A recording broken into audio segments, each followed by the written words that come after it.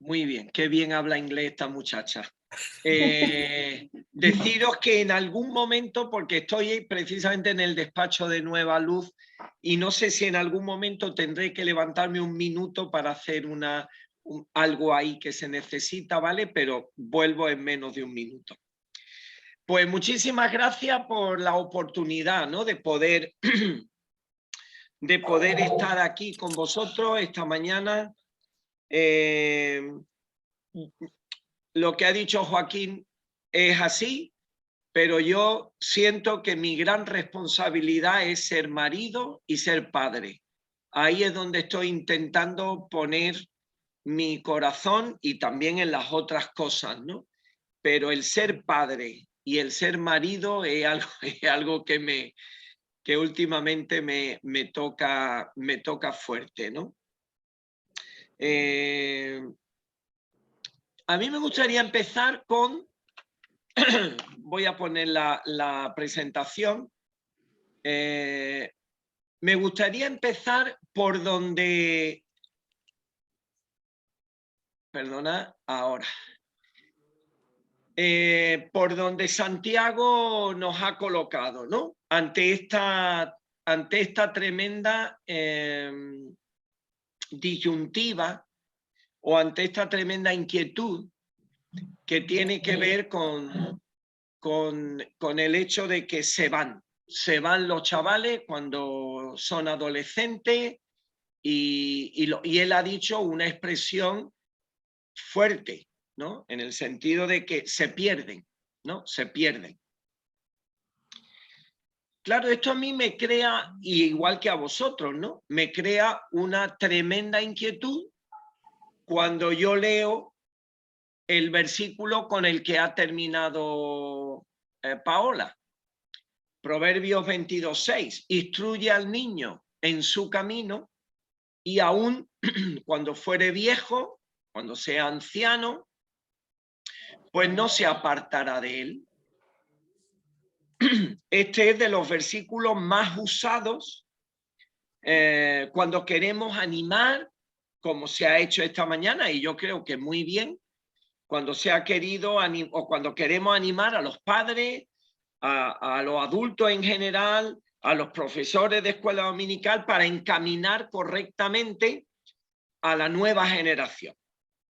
Pero claro, este versículo para mí siempre ha resultado problemático, con todo lo sencillo que es, a mí siempre me ha resultado un problema, porque parece que lo que dice el versículo se contrapone o se contradice con la realidad que nosotros tenemos por delante y que Santi la ha destacado esta mañana. Se nos van y se nos pierden, ¿no? Esto es una realidad que ya hace muchos años estamos intentando abordar desde el liderazgo en las iglesias. Lo sufrimos en las iglesias, lo sufrimos en nuestras propias familias, ¿no? Todos los que son enseñados en los caminos del Señor desde pequeños se mantienen después en los caminos del Señor hasta su vejez. Porque si cogemos este versículo tal cual, parece que el Señor está dando una instrucción, pero está dando una promesa. Tú instruye al niño en su camino y cuando fuere viejo lo seguirá siendo fiel. Y aquí quería hacer un pequeño paréntesis. Fijaros que los que se van de las iglesias siguen siendo personas moralmente intachables. Yo conozco a muchos chavales que se han ido de la iglesia, ya son mayores, están casados y moralmente son intachables. O sea, no se van al mundo a vivir perdidamente. No, no. Se ve que lo que le hemos enseñado en un sentido ha tenido fruto, porque son chavales que han asumido lecciones morales y ajustan su vida a esa moralidad. Y yo, como paréntesis, solamente quiero lanzaros un desafío. Lo estamos haciendo bien cuando enseñamos, por ejemplo, en la historia de David y de Goliat, que tenemos que ser valientes, que tenemos que ser arrojados, que no nos tienen que dar miedo los enemigos que nos puedan surgir. Todo eso es lo que nosotros le enseñamos. Pero yo creo que a veces no vamos más allá, porque David y Goliat a eso es solamente a lo que apuntan. No apuntan a algo más, no apuntan a Cristo y al diablo, o a Dios y al diablo, en una lucha que va a durar hasta que el Señor venga.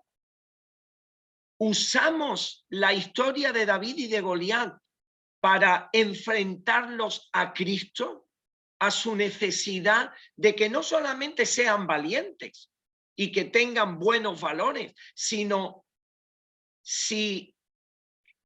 que se enfrenten a su necesidad personal de recibir a Cristo como Salvador. Entonces, esto es un pequeño paréntesis para animar a los que enseñamos a niños o adolescentes a que a veces vayamos un poco más allá en los pasajes y vayamos a una aplicación más cristocéntrica, ¿no? Y que les enfrentemos a su necesidad de Cristo, no solamente su necesidad de vivir una vida moral adecuada, ¿vale?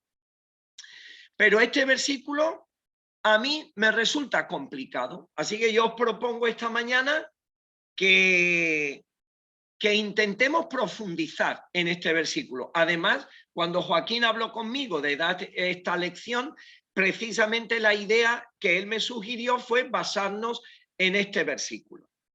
Entonces, en primer lugar, ¿cómo entendemos este versículo? Pues yo lo primero que hago normalmente cuando estudio un pasaje es ir a las distintas traducciones que tengo. Y si leemos la NVI, dice, instruye al niño en el camino correcto y aún en su vejez no lo abandonará. En la de Dios habla hoy, del 2002, dale buena educación al niño de hoy y el viejo de mañana jamás la abandonará. La Biblia de las Américas enseña al niño el camino en que debe andar y aun cuando sea viejo no se apartará de él. La versión de la Conferencia Episcopal Española, que nos animan en el CEIDI a leer como una de las buenas, dice, educa al muchacho en el buen camino, cuando llegue a viejo seguirá por él. La Nueva Traducción Viviente dice, dirige a tus hijos por el camino correcto y cuando sean mayores no lo abandonarán. Y finalmente finalmente no, me quedaría una, pero la de Jerusalén instruye al niño según sus disposiciones, que luego de viejo no se apartará de ellas. Y esta va entrando yo creo que va entrando en el contenido más o menos correcto. Y terminamos con la Reina Valera, que a todos nos encanta, y yo creo que proporciona una buena traducción del versículo, salvo el hecho de que el primer verbo que usa, yo creo que no se ajusta a lo que podría ser un significado original, como vamos a ver después. Y dice, instruye al niño en su camino, y aun cuando fuere viejo, no se apartará de él. Así que aquí se habla de el camino correcto, habla de buena educación, se habla del camino en que debe andar, educa en el buen camino, y la de Jerusalén que dice, según sus disposiciones. Me gustaría ahora, en segundo lugar, ver un poco la gramática, entrar un poco en las palabras y hacer algo que nos pueda animar a llegar a un significado, a una traducción mejor del versículo que pueda ser lo más adecuada posible. El verbo instruir, instruye, realmente este verbo se usa 7 veces en el Antiguo Testamento. Y ninguna de las 7 veces salvo en Proverbios 22:6, se usa como el verbo instruir, porque el verbo, como tenéis ahí, significa dedicar, entregar, consagrar, entrenar, iniciar, comenzar. Esto serían los matices de la palabra instruir, que sería la palabra hanak, no musar. Musar es verdad que es instruir, instruye, pero no es la que se está usando aquí. Aquí se usa la palabra hanak. Y en ningún lugar, como digo, se usa como la palabra instruir, sino que se usa con esos matices que veis ahí a la izquierda. Y después está la expresión su camino. Es muy interesante. Ahí la expresión significaría en la boca, en el sentido de en la apertura, o sea, en el comienzo de su camino. Pero hay otro matiz que también tiene mucho peso, que sería de acuerdo con su camino, de acuerdo con su propio camino. Así que la expresión hebrea no nos daría pie, según los especialistas, yo no soy especialista de esto, pero según los especialistas, no nos daría pie a añadir esos matices que hemos visto antes. O sea, no podríamos decir camino correcto, camino apropiado, el buen camino o el temor de Dios o el camino de Dios, porque el antecedente de esta expresión no es Dios, es precisamente el niño. Entonces tendríamos que traducir de acuerdo con su propio camino, o sea, de acuerdo con el camino del niño. ¿Vale? No sé si me estoy explicando, pero la idea sería, tomando estos significados, llegar a una posible traducción que sería esta, ¿vale? Dedica, entrega, consagra al niño en su propio camino, al inicio de su vida, en el camino de sus habilidades, como dice la de Jerusalén, en sus disposiciones, en lo que es propio de su edad, en sus preferencias, en sus deseos naturales. Perdón, ahí se me olvidó una S. Y en los que él decida andar. Y aun cuando fuere viejo, no se apartará de él. Yo siento que alguno va a decir, uy, este Daniel, ¿qué está diciendo, no? Pero hermano, yo he aprendido algo preparando esto. A mí me ha dejado muy tranquilo el estudio que he hecho, porque este versículo a mí me suponía una preocupación grande. Si es lo que siempre hemos dicho que dice, entonces aquí hay una incoherencia con la historia y con la experiencia que vivimos. Y yo creo que este es el significado gramatical del versículo, pues más cercano a lo que nos dicen en los especialistas. Entonces, el significado, en tercer lugar, dentro de este primer punto, ¿no?, del estudio gramatical, el significado más adecuado del versículo sería el que hemos visto. Y ahora me gustaría que viéramos el significado más adecuado de este versículo dentro del contexto del libro de Proverbios, ¿vale? Porque tenemos que intentar no confundirnos, ni confundirnos nosotros, ni confundir a los padres, ni confundir a los profes de la escuela dominical.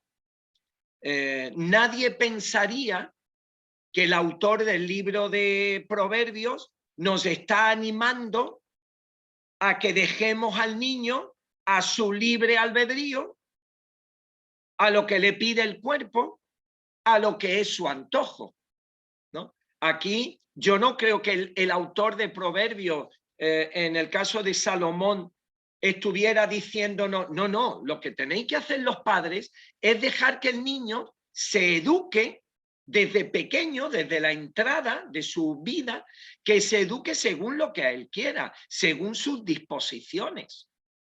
Eso sería grave, ¿no? Entonces estamos en un atolladero, estamos en una situación complicada y tenemos que reconocer, entonces, en primer lugar, que este versículo no nos está dando una promesa.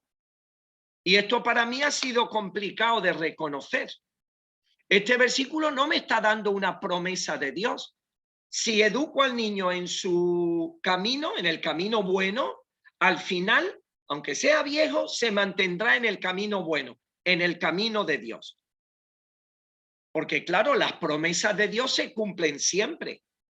No hay excepción, aunque sea tarde, pero se cumplen. Y este versículo traducido, como lo hemos leído en algunas versiones, nos da la impresión de que es una promesa, pero que tiene muchísimas excepciones, que no se cumplen nunca en la vida de los que abandonan el camino del Señor. Yo tengo una sobrina en la que no se está cumpliendo esta promesa. Alguien dirá, bueno, se cumplirá en adelante. Puede ser, pero también hemos visto a gente que ha muerto y ha pasado a la eternidad sin volver al Señor. Entonces yo lo que os propongo esta mañana, que después de estudiar un poco, así rápidamente, claro, de estudiar un poco lo que es la gramática, lo que es el lenguaje, llegar a esta traducción, y yo lo que os propongo es que aquí no tenemos una promesa del Señor, lo que tenemos es una advertencia. Lo que tenemos es una advertencia. ¿En qué sentido? Pues hay que entender los proverbios muchas veces que lo que están haciendo es describir la realidad que el autor tiene por delante. No son promesas que se van a cumplir sí o sí 100%, aunque sea tarde, sino que lo que están haciendo los proverbios es describir la realidad. El autor de Proverbios está describiendo lo que está pasando delante de sus ojos. Son más bien descripciones de la realidad a la que el autor ha estado expuesto. Entonces esto quiere decir que él comparte lo que ha sido una experiencia real en su vida, lo que él ha podido comprobar de manera directa. Así que los proverbios son recursos literarios por medio de los cuales se establece una verdad general, pero que muchos de los proverbios no son garantías absolutas, porque expresan verdades que necesariamente están condicionadas por las circunstancias que rodean a las personas y por su manera de actuar y por su decisión de actuar como quiera. Así que los proverbios no nos ofrecen en todos los casos principios o verdades generales que muchas veces no se cumplen en este mundo porque es un mundo de pecado, pero que finalmente tendrán un cumplimiento dentro de todo el programa de Dios. A veces sí, y otras veces, desgraciadamente, no. Es verdad, como dice Tim Keller en un libro muy interesante que habla de proverbios, bueno, es un devocional. Él dice que finalmente las promesas, lo que son promesas de Dios, se van a cumplir, aunque se tarde, se van a cumplir. Y él habla de algo muy interesante que son 4 niveles, ¿no? El nivel lógico, en el sentido de que, por ejemplo, si tú eres un egoísta, vivirás bien un tiempo, pero a la larga vas a tener problemas físicos, emocionales, psicológicos, que es lo que dicen los proverbios de alguna manera. Está el nivel providencial, en el que vemos que Dios tiene control de todo. Y aunque a veces nos dé la impresión que el Señor nos está dando mucha cuerda para que actuemos como nos da la gana, en su providencia, Él usa lo malo para su bien, lo que pasó en la vida de José, ¿verdad? Vosotros pensasteis mal, pero Dios lo ha usado para bien. Hay una realidad tercer nivel espiritual. Cualquiera que sea tu situación terrenal, al final dice la palabra que los justos son los que verdaderamente son ricos. Y al final, aún en medio del mayor sufrimiento, los cristianos son los que serán justificados a los ojos de Dios. Y después hay un cuarto nivel, el eterno, y que todos estamos esperando que en el mundo venidero la justicia se cumpla totalmente, completamente y de manera permanente. O sea que hay proverbios que sí son promesas que se puedan cumplir, aunque sea en la otra vida, pero se cumplirán. Pero hay otros proverbios que estamos viendo que no están señalando a una promesa. Es un principio general que a veces se cumple y a veces no. Así que la experiencia, por lo visto, del autor de Hebreos es que si tú dejas a tu hijo desde el comienzo de tu vida que ande como él quiera andar, que dejes que ande según sus disposiciones, según lo que él quiera, según sus deseos, según lo que él ha decidido que está bien para él, seguramente llegará a viejo y seguirá haciendo lo que le da la gana. Por eso el autor de Hebreo lo que nos está diciendo es cuidado, ¿no? Cuidado con dejarlos sin límites y sin disciplina. Cuidado, por ejemplo, con no decir a nuestros hijos nunca no. ¿No? Tenemos que tener mucho cuidado porque si nosotros dejamos que nuestros hijos vivan a su aire, pues al final van a seguir viviendo a su aire. Por tanto, el autor de Hebreo, tomando proverbios, tomando proverbios en general, lo que nos está diciendo es no deje a tus hijos sin límites, sin disciplina. Antes decía alguien de los que habéis participado, tenemos que oír a los hijos. Claro que sí, creo que era la hermana de la esposa de Juan Antonio. Tenemos que ir a los hijos, claro, yo lo escuchaba, 20 años me he tirado escuchando a los niños. Todas las mañanas lo primero era hablar y yo dejaba que los niños hablaran y a veces era una risa y a veces era algo muy pesado. Pero es verdad, hay que oír a los niños, pero cuidado, como padres a veces oímos a nuestros hijos y hacemos lo que ellos quieren. Yo puedo oír a mi hijo, todo lo que él me quiera decir, o a mi hija, tenemos 2 hijas. Pero después, a la hora de actuar, yo soy el que marco, mi esposa es la que marca el camino por donde tenemos que andar. Así que el autor de Proverbios nos está avisando, nos está advirtiendo. Deja que el niño haga lo que quiera desde el principio, que cuando sea viejo seguirá haciéndolo. Esto es lo que yo propongo después de estudiarlo, claro. Uy, perdón. Ay, no, perdonad, esto no debería salir. Aunque bueno, igual lo pongo ahora en este punto. Esto es lo que me está advirtiendo el libro de Proverbios. Así que yo siento daros quizá una imagen o un significado distinto, porque todos lo tomamos como una promesa. A mí me pasa con este versículo como con Hechos 16, ¿no? Cree en el Señor Jesucristo y serás salvo tú y tu casa. Yo tengo un problema también con ese versículo. Para mí no es una promesa, es una descripción de lo que iba a pasar con el carcelero de Filipo. Está describiendo una experiencia ¿Que es extrapolable al 100% de los casos? Pues yo tengo mis dudas.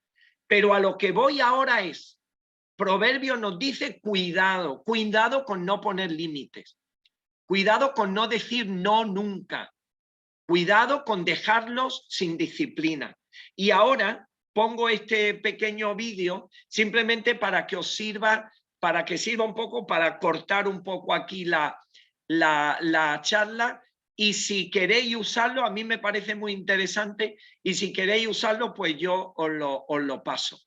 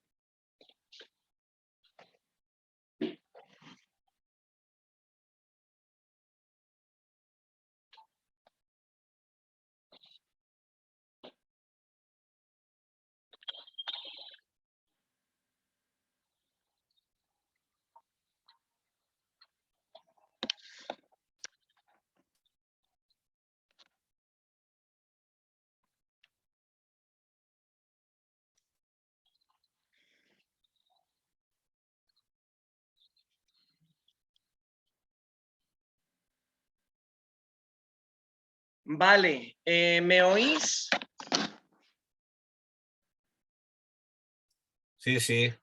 Vale, es que he visto que tengo ahora un problema. Voy a salir un momento de compartir pantalla porque tengo un problema con la cámara. Vale, bueno, tengo que cambiar de cámara, pero ya está, seguimos. Pongo otra vez lo de compartir pantalla. Vale, y seguimos. Entonces, bueno, hemos visto, o lo que yo os propongo, que significa este versículo. No es una promesa, es una advertencia. Y ahora lo que me gustaría, después de ver lo que dice el versículo o lo que dicen los especialistas, ver si esto tiene coherencia con el resto del libro de Proverbios. Entonces, si nos fijamos primero en el capítulo 22, lo que vamos a ver es que ahí lo que el autor deja claro, que lo que hay en el corazón del niño, en su estado natural, es necedad, ¿no?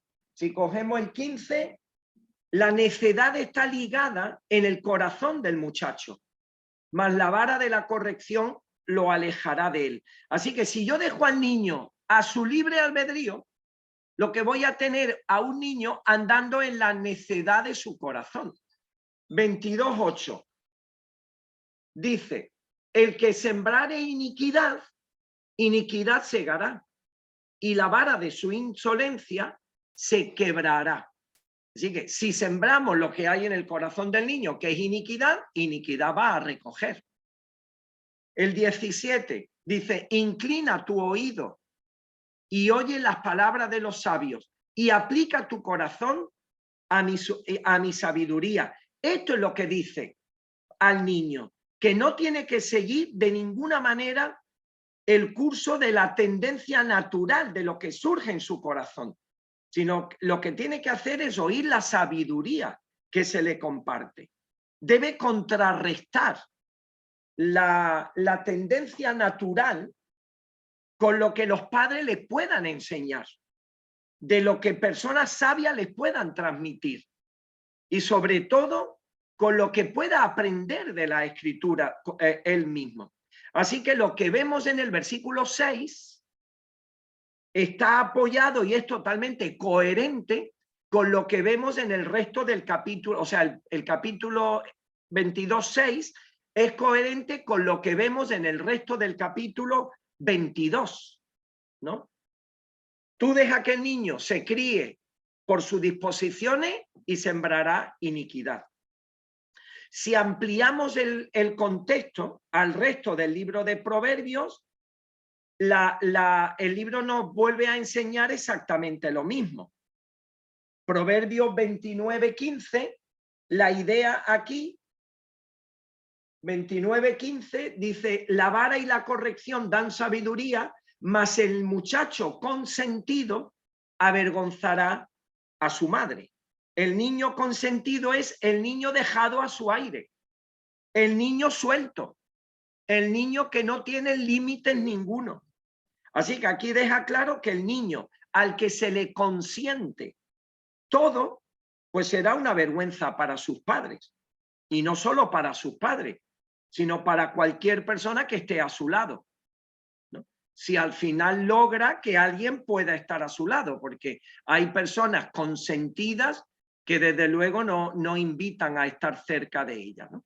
Y la mejor manera de romper esa dinámica, nos dice el libro de Proverbios, es usando la vara, la vara de la corrección, como dice en la primera parte de este versículo. Después cada uno entenderá lo de la vara de corrección, eso es harina de otro costal. Eso lo hablaríamos otro día, ¿no? Pero lo que está claro es que la disciplina, la corrección es lo que corta esta tendencia. Y Proverbios 28:26, por no leer más, dice, el que confía en su propio corazón, en su propio camino, es necio, mas el que camina en sabiduría será librado. Esto es lo que dice Proverbios 22:6. Deja al niño, ¿no? Y verás cómo termina, ¿no? Verás cómo termina. El que confía en su propio corazón es necio, pero el que camina en sabiduría será librado. Después hay otros versículos que dice el que tiene en poco la disciplina, por ejemplo, o sea, el que no lucha con disciplina frente a sus tendencias naturales, a sus deseos egoístas, va en contra de su propia alma. Eso dice el 15:32. Si yo no me esfuerzo en ir en contra de mis inclinaciones, al final demostraré que soy un necio. Sin un esfuerzo, dice otra versión, sin un esfuerzo diligente, sin la disciplina de Dios, voy a terminar siguiendo los caminos de los necios. Si dejamos a los niños a su antojo, a sus caprichos, llegará al final de sus días como un necio. Y esta es la realidad que yo creo a la que nos está apuntando Proverbios.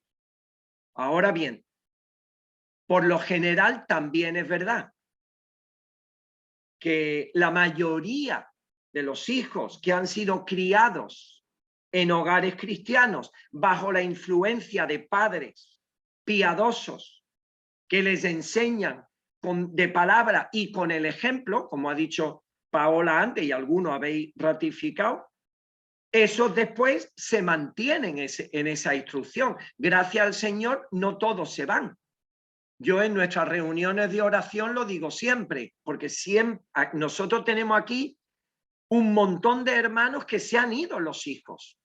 Yo no quiero decir número ahora porque me voy a equivocar, pero a lo mejor hay 15 o 20 chavales que se han ido conforme ha ido pasando el tiempo. Y hay madres que todos los jueves, día de oración, oremos por los hijos que se fueron. Y yo siempre lo digo, oremos por los hijos que se fueron y por los hijos que no se han ido, que son también muchos, pero que necesitan de nuestra oración. Y creemos también que esto es una realidad que se puede cumplir en la mayoría de los casos. Así que, visto el análisis gramatical, visto la coherencia de este significado con el resto del libro de Proverbios, podemos llegar a una primera conclusión. No es la conclusión para terminar, lo siento, nos queda un poquito más. Pero esta primera conclusión, yo creo que hemos dado suficientes criterios y argumentos para dejar claro lo que tenemos en este versículo. Dios está ordenando una crianza inclinada a los caprichos o al camino del niño, como hay mucha gente que opta hoy por decir, no, hay que dejar a los niños, hay que dejar a los niños. No solamente no decirles no nunca, sino que en materia de religión ya les enseñaremos cuando sean mayores de edad, ¿no? Dios está de alguna manera dando aprobación a esta idea. Está claro que no. Yo creo que aquí hay una advertencia muy clara a que no dejemos a los niños sin instrucción y sin disciplina, ¿no? Es una advertencia a los padres muy solemne de que tenemos que luchar contra la depravación natural que tenemos todos, pero que se empieza a manifestar en la boca del camino, o sea, al comienzo del camino, como hemos dicho antes. Y Dios nos está advirtiendo de que lo que puede llegar a ser un niño dejado sin guía, sin disciplina, sin límite, dejado a su aire, va a ser algo finalmente muy, muy triste. Entonces, una crianza inclinada a los caprichos del niño, a lo que los niños piensen, pues está claro que no, Proverbios no enseña eso. Deja que el niño, y cuando sea mayor de edad, que él decida. No, cuando sea mayor de edad, él ya habrá decidido, porque el diablo se habrá encargado de hacer lo que nosotros teníamos que hacer, que es desde pequeños marcar una orientación clara. Y por eso a mí me gustaría ahora volver al lema de esta sesión, ¿no? Educando al niño desde la niñez, ¿no? Que era el tema general. Está claro que tenemos una obligación moral como padres, como adultos, de educar a nuestros hijos en el temor del Señor. Tendríamos que tenerla como sociedad, pero eso es imposible. Pero sí como iglesia. Nosotros cada vez que hay una presentación de un niño en nuestra iglesia, oramos por los padres, comprometemos a los padres, pero también comprometemos a toda la iglesia. Porque como decía por ahí alguien, en África al niño lo educa la tribu. Al niño lo educa de alguna manera también el conjunto de la iglesia. Entonces, como decía Pau antes, ser intencionales en acercarles al temor del Señor. Y ahora en esta segunda parte, aunque ya me quedan 10 minutillos, en esta segunda parte a mí me gustaría aportaros algo que yo he compartido muchas veces en 3 o 4 años de escuela de padres que pudimos tener. Os propongo algo muy sencillo, precisamente que nos puede ayudar a educar al niño desde la niñez para conseguir una generación madura, que sería el título de esta ponencia o de esta charla, ya la parte en que a mí me corresponde. ¿Cómo podemos llegar a tener una generación madura? Y una generación madura también en el aspecto espiritual, que los chavales se mantengan en la iglesia, que no se nos vayan.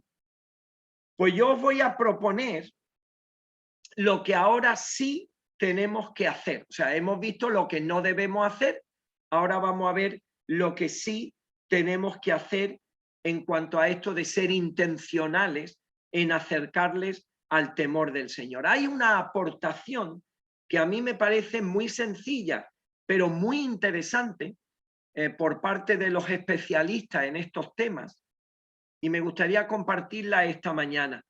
Los especialistas vienen a decirnos que si queremos contribuir en ver crecer a una generación madura, responsable, si queremos contribuir a ver personas con una identidad bien definida, una identidad sana, con seguridad emocional, con una personalidad equilibrada, con una proyección social también adecuada, con una proyección familiar, profesional, que sea rica, ¿no? Personas con una autoestima sana, que sepan bien quiénes son y qué quieren hacer en la vida, con valores sólidos, con actitudes responsables. Si queremos todo eso, y eso se levanta delante de nosotros como un tremendo reto, pero si queremos conseguir eso de nuestros hijos, de nuestros niños en la iglesia, de nuestros jóvenes y de nuestros matrimonios el día de mañana, tenemos que poner un triple fundamento. Tenemos que poner un fundamento en nuestra educación de los chavales que tiene tres cimientos o tres zapatas fundamentales. Para conseguir una generación madura, pues, en primer lugar, transmitir afecto, transmitir cariño, transmitir, en definitiva, amor. Desde el comienzo de la infancia, desde que el niño nace, desde que el niño está en el seno de su madre, y hacerlo de todas las formas en las que nosotros podamos hacerlo. El segundo fundamento es promover una autonomía personal, hacer que nuestros hijos tengan autonomía personal, llevarles a esa autonomía. Y en tercer lugar, poder fomentar los talentos, las habilidades y los recursos que ellos por naturaleza ya traen en sus vidas. Entonces, el primero, transmitir afecto, amor y cariño, y hacerlo de todas las formas posibles. De manera verbal, diciéndoselo. Yo tengo dos hijas y no me canso, ya tienen 20 y 23, y no me canso de decir que te quiero y qué bonita eres y que eres la más bonita del barrio. Y eso a lo mejor no va a ser cierto, pero es pasión de padre. Eres la más bonita del mundo entero y parte de Marte. Pues de manera verbal, con palabras de afirmación y con palabras de amor y de cariño. Lo podemos hacer con gestos. Si son nuestras hijas, pues con un abrazo, con una caricia, con un beso. Pero es que a mí esto me resultó muy curioso. Yo esto lo aprendí como maestro de música durante varios años. Yo puedo transmitir amor visualmente, haciendo que el niño vea.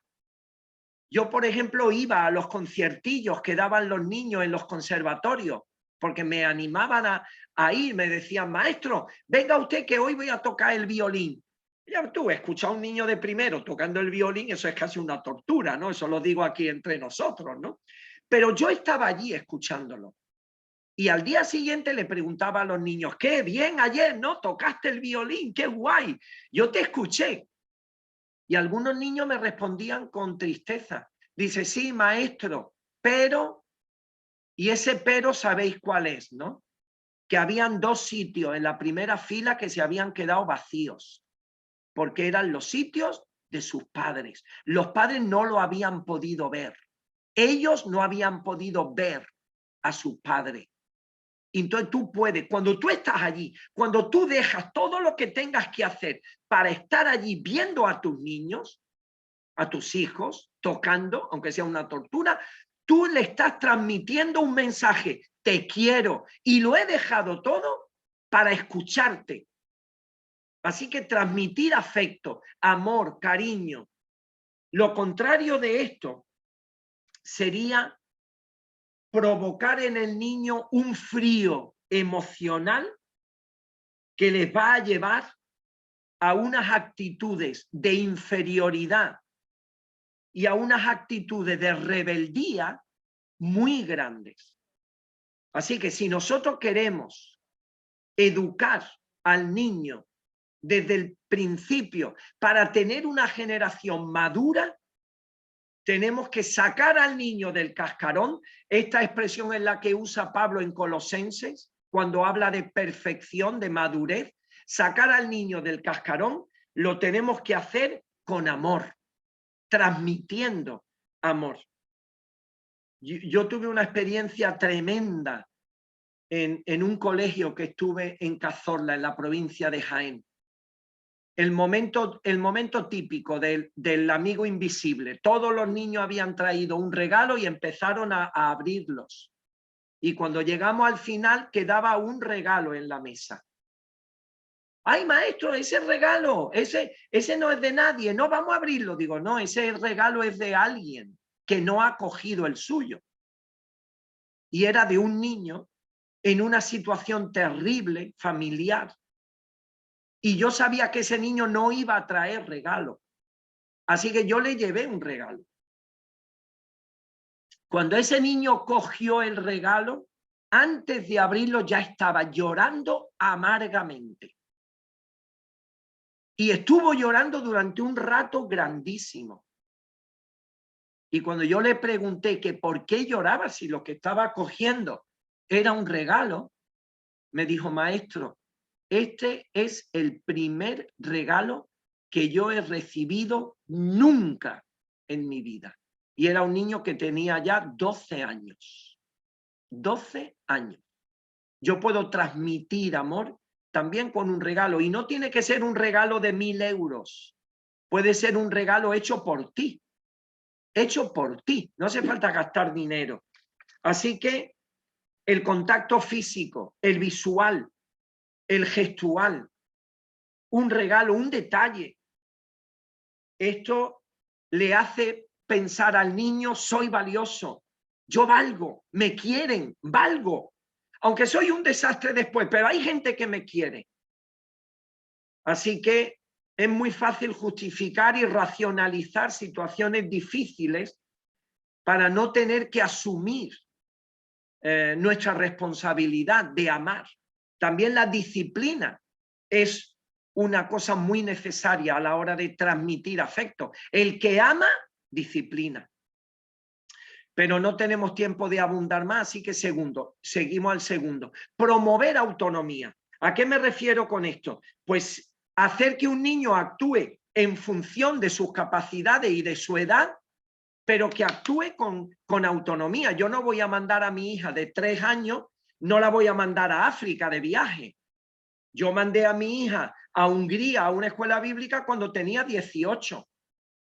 Pero no la hubiera mandado cuando tenía 5.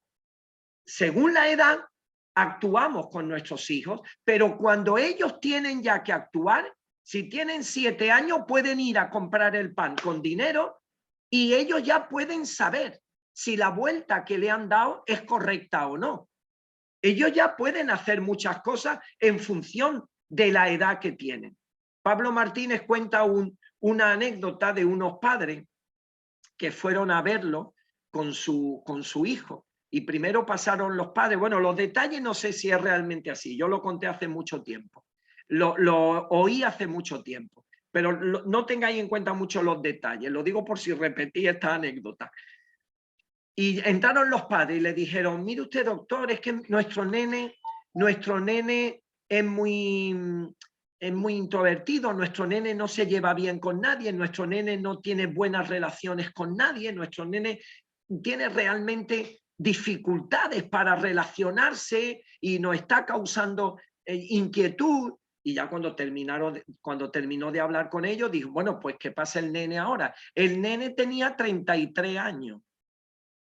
El nene tenía 33 años. ¿Cómo vamos a hablar de mi nene con 33 años? A ese niño no ha sido frío emocional lo que le hemos provocado, ha sido calor emocional.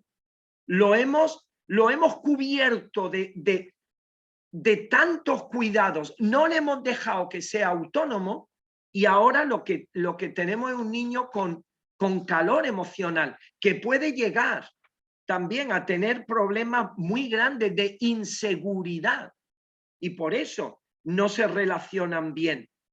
Yo tengo que delegar autoridad en los niños, delegar autoridad en nuestros hijos. Eso es lo que va a hacer que nuestros hijos sean maduros, que sepan responder por ellos mismos ante situaciones. La palabra responsable viene de saber responder. Hay muchos chavales que no saben responder ante situaciones y no son responsables, pero somos nosotros los que le tenemos que ayudar a responder de una forma adecuada, correcta y coherente en cada situación en la que estén viviendo. Si mi hija, por ejemplo, quiere ir a dormir a casa de una amiga y tiene la edad para ello, pues la dejaré, pero le diré, cuidado, si ocurre esto, actúa de esta manera, si ocurre lo otro, actúa de la otra manera y la voy a instruir, pero yo la voy a dejar para que aprenda a responder por ella misma. Salir del cascarón es dejarles hacer lo que ellos deben hacer, no lo que quieren hacer, sino lo que deben hacer. Y en tercer lugar, y con esto ya vamos terminando, promover, fomentar, desarrollar dones, talentos y habilidades. Yo tenía un amigo en la iglesia que él era bueno para todo. Este chaval era bueno para todo. Y todo el mundo lo veía, menos su padre. Su padre se tiró toda su juventud diciéndole, Paquito, no eres bueno para nada, eres un inútil. Y ese chaval tocaba la guitarra, hacía muebles de madera, pintaba, o sea, arreglaba un calentador de gas, yo qué sé. Y el padre nunca fue capaz de descubrirlo. Cuando volvió de la mili, Joaquín a lo mejor se acordará que cuando antes hacíamos la mili nos daban una cartilla blanca que decía útil para el servicio militar. Cuando él volvió del servicio militar, el padre le dijo, hombre Paquito, por fin eres útil para algo, ¿no? Y él lo contaba con una tristeza porque el padre no descubrió nunca para lo que Paco era bueno. Y tenía un montón de opciones, ¿no? Hay tantas alternativas para sentirse útiles hoy día. Involucrar a nuestros hijos en tareas de teatro, de música, de poesía, de talleres de lectura, de pintura, yo qué sé. Hay tantas alternativas, tantas alternativas. Yo me acuerdo que estuvimos nuestra familia, estuvimos en un retiro de la Asociación de Sordos Cristianos y allí sabéis que los sordos van interpretando, ¿no? con las manos, con los gestos. Y había una chica que a mí me interpretaba y aquella chica tenía algo especial. Y un día comimos con ella y le dijimos, oye, cuéntanos algo de tu vida. Y era de Barcelona, precisamente.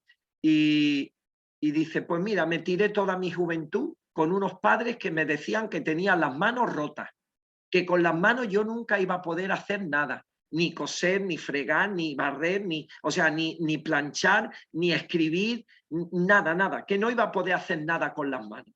Os estoy hablando ya de hace años, ¿no?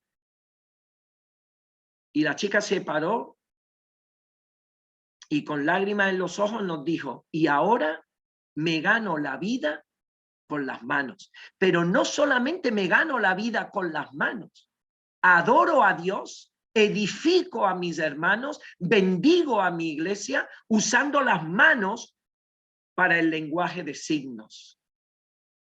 Si queremos que nuestros hijos salgan del cascarón, pues tendrán que aprender a manejar sus recursos y además por ellos mismos. Pero nosotros somos los que le tendremos que animar y que intentar investigar y descubrir cuáles son los dones que tienen nuestros hijos. Pues siento que hayamos llegado ya al tiempo, pero solamente quiero acabar con esta pequeña aplicación. Tenemos que hacer con nuestros hijos lo que Dios hace con nosotros. Si leemos en Apocalipsis, capítulo 1, versículos 5 y 6, a mí me maravilla. Yo descubrí esto un día y pegaba botes de alegría. ¿Cómo? Si algo la psicología ha inventado que sea bueno, antes ya estaba inventado en la Escritura. Dice Apocalipsis 1:5, al que nos ama y nos libró de nuestros pecados con su sangre y nos constituyó en un reino, sacerdotes para Dios su Padre, a él sea la gloria y el dominio para siempre jamás. Amén. Fijaros, al que nos ama, al que ha transmitido amor, afecto, cariño, de la calidad suprema del amor de Dios. Al que nos libró, la Reina Valera aquí falla un poco, dice lavó, no es lavó, es libró. Nos hizo libres, nos dio autonomía de nuestros pecados. Y en tercer lugar dice, y nos hizo un reino de sacerdotes, gente con dones para poder bendecir a otros, para poder ayudar a otros. Así que esto que ha hecho Dios con nosotros es lo que ahora nosotros tenemos que hacer con nuestros hijos si queremos llegar a una generación madura. Esto es lo que tenemos que hacer. Y si hacemos esto desde que son niños, pues a lo mejor no es una garantía absoluta 100% de que nuestro hijo llegue al final, pero por lo menos habremos puesto el fundamento necesario y ya el Señor se encargará de hacer el resto. Así que encomendemos a nuestros hijos a Dios, a su palabra y a sus valores también. Que el Señor nos bendiga.